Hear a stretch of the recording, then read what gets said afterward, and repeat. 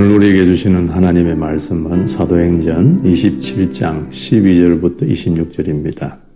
그리고 그 항구는 겨울을 나기에 적합하지 못한 것이었으므로 거의 모두는 거기에서 출항하여 할 수 있으면 베닉스로 가서 겨울을 나기로 뜻을 정하였다. 베닉스는 크레타 섬의 항구로 서남쪽과 서북쪽을 바라보는 곳이다.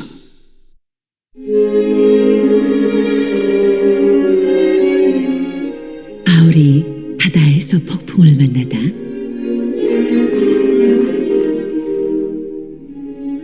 때마침 남풍이 순하게 불어오므로 그들은 뜻을 이룬 것이나 다름없다고 생각하고 닻을 올리고서 크레타 해안에 바싹 붙어서 항해하였다. 그런데 얼마 안 되어서 유라굴로라는 폭풍이 섬 쪽에서 몰아쳤다. 배가 폭풍에 휘말려서 바람을 맞서서 나아갈 수 없으므로 우리는 체념하고 떠밀려가기 시작하였다. 그런데 우리가 가우다라는 작은 섬 아래쪽을 따라 밀려갈 때 그 섬이 어느 정도 바람막이가 되어줬으므로 우리는 간신히 거룻배를 휘어잡을 수 있었다. 선원들은 거룻배를 갑판 위에다가 끌어올리고 밧줄을 이용하여 선체를 동여매었다. 그리고 그들은 리비아 근해에 모래톱으로 밀려들까 두려워서 바다에 닻을 내리고 그냥 떠밀려가고 있었다. 우리는 폭풍에 몹시 시달리고 있었는데 다음날 선원들은 짐을 바다에 내던졌고 사흘째 날에는 자기네들 손으로 배의 장비마저 내버렸다. 여러 날 동안 해도 별도 보이지 않고 거센 바람만이 심하게 불었으므로 우리는 살아남으리라는 희망을 점점 잃었다. 사람들은 오랫동안 아무것도 먹지 못하고 있었다. 그때 바울이 이렇게 말하였다. 여러분은 내 말을 듣고 크레타에서 출항하지 않았어야 했습니다. 그랬으면 이런 재난과 손실은 당하지 않았을 것입니다. 그러나 이제 나는 여러분에게 권합니다.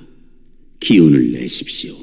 이 배만 잃을 뿐 여러분 가운데 한 사람도 목숨을 잃지는 않을 것입니다. 바로 지난밤에 나의 주님이시요 내가 섬기는 분이신 하나님의 천사가 내 곁에 서서 바울아 두려워하지 말아라. 너는 반드시 황제 앞에 서야 한다. 보아라, 하나님께서는 너와 함께 타고 가는 모든 사람의 안전을 너에게 맡겨주셨다 하고 말씀하셨습니다. 그러므로 여러분 힘을 내십시오. 나는 하나님께서 나에게 말씀하신 그대로 되리라고 믿습니다. 우리는 반드시 어떤 섬으로 밀려가 닿게 될 것입니다. 우리는 지금 사도 바울이 배를 타고 군사들의 호의를 받으며 로마로 가고 있는 여정을 보고 있습니다. 그 여정은 바닷길인데 넉넉하지 않습니다. 어제 말씀에도 보았지만 계속 맞바람이 불어오고 겨우겨우 항해를 합니다. 어쨌든 그렇게 해서 아름다운 항구 미항이란 이름을 가진 항에 도착을 합니다.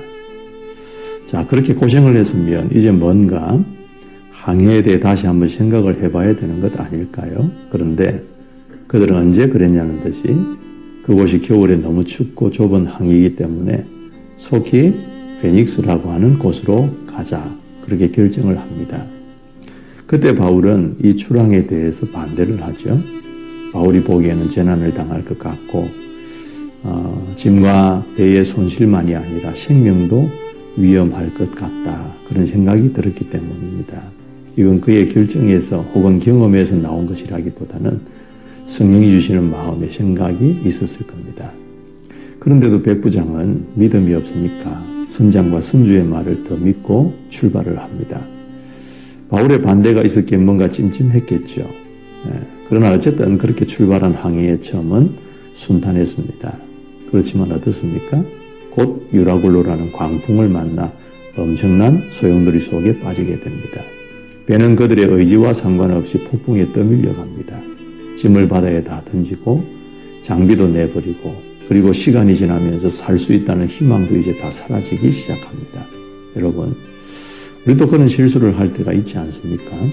믿음으로 결정하지 않고 하나님께 물어서 기도하고 결정하지도 않고 내 생각 그 마음대로 시행하는 그 말입니다.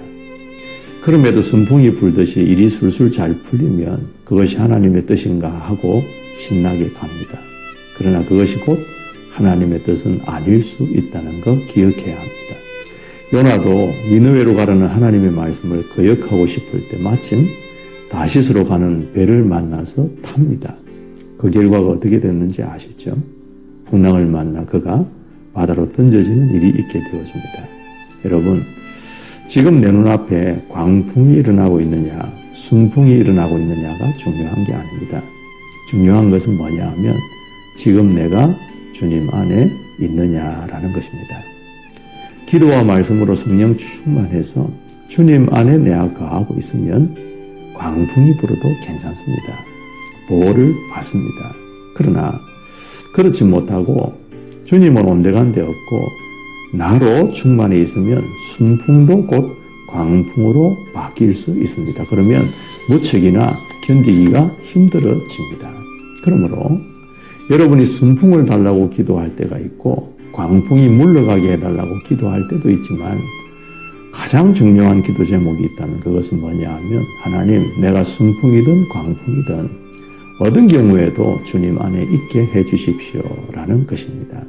하나님은 그런 사람을 주목하십니다. 그리고 그런 사람이 많은 사람에게 하나님을 전해줄 수도 있고 하나님의 은총을 가져다 줄 수도 있는 복의 근원이 됩니다. 바울을 보십시오.